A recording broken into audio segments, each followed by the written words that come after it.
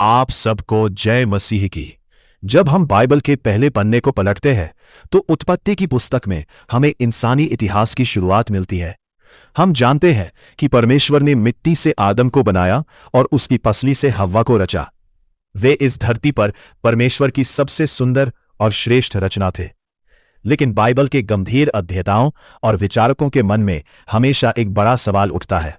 उत्पत्ति 1:1 के अनुसार परमेश्वर ने आकाश और पृथ्वी को बनाया और उत्पत्ति 1:12-27 के अनुसार आदम को रचा। तो क्या इन दोनों घटनाओं के बीच कोई इतिहास छुपा हुआ है? क्या आदम और हव्वा से पहले भी इस धरती पर कोई रहते थे?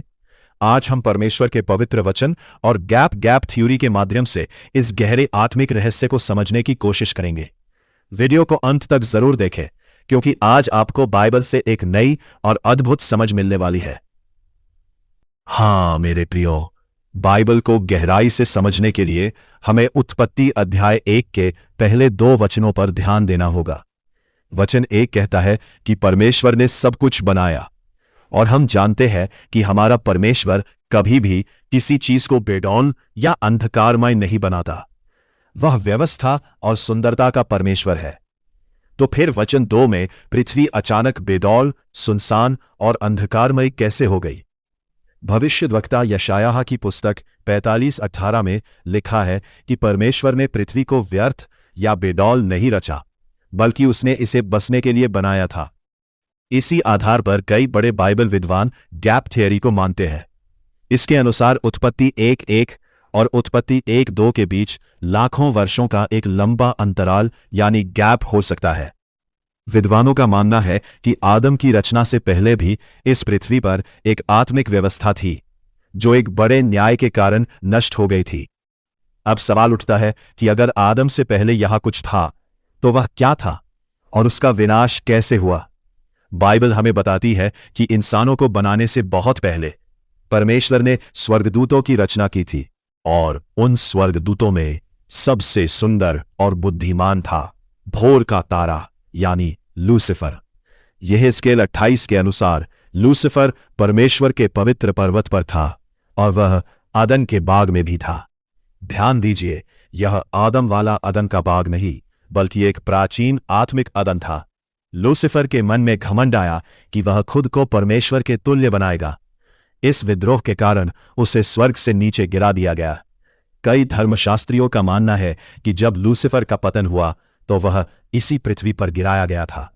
उसके विद्रोह के कारण उस समय की पृथ्वी पर परमेश्वर का भयानक न्याय हुआ, जिससे वह पूरी तरह बेडौल और सुनसान हो गई और उस पर अंधकार छा गया। यही वह अवस्था है जिसे हम उत्पत्ति 1:2 में देखते हैं। इसके बाद शुरू होती है वह कहानी जिससे हम सब वाकिफ हैं। उत्पत्ति 1:3 से, जहां परमेश्वर का आत्मा जल के ऊपर मंडराता था, तब परमेश्वर ने कहा, उजियाला हो।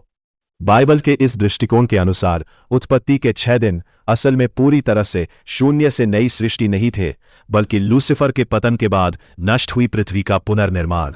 परमेश्वर ने अंधकार को दूर किया, मौसम को सुधारा, पेड़ पौधे और जीव जंतु बनाए, ताकि वह अपनी सबसे अनमोल रचना इंसान को वहां रख सके। और तब छठी दिन परमेश्वर ने अपने स्वरूप और समानता में आदम और हव्वा को रचा, ताकि वे इस नई पृथ्वी पर अधिकार रखें और परमेश्वर की संगति का आनंद लें। हाँ मेरे प्रियो, बाइबल के इस गहरी समझ से हमें पता चलता है कि हमारी पृथ्वी का इतिहास बहुत ही भव्य और आत्मिक है। आदम और हव्वा से पहले भले ही यहां स्वर्गदूतों की व्यवस्था रही हो या लूसीफर का साम्राज्य रहा हो, लेकिन वे सब परमेश्वर की योजना के सामने टिक नहीं सके। परमेश्वर ने सब कुछ नष्ट होने के बाद भी हार नहीं मानी, बल्कि उसने पृथ्वी को फिर से संधारा और हमारे लिए एक नया अवसर तैयार किया। मेरे प्रियो, अगर आज आपका जीवन भी किसी कारण से बेडौल और सुनसान हो गया है, तो निराश न हो। हमारा परमेश्वर मलबे में से भी एक सुंदर और नई शुरुआत करना जानता है। अगर आज के इस संदेश से आपको कुछ नया सीखने को मिला हो और आपकी आत्मिक समझ बढ़ी हो, तो इस वीडियो को अपनी कलीसिया और मसीही भाई बहनों के साथ जरूर शेयर करें। वीडियो को लाइक करें और हमारे चैनल को सब्सक्राइब करना न भूलें। प्रभु यीशु आप सबको आशीष दे। आमीन।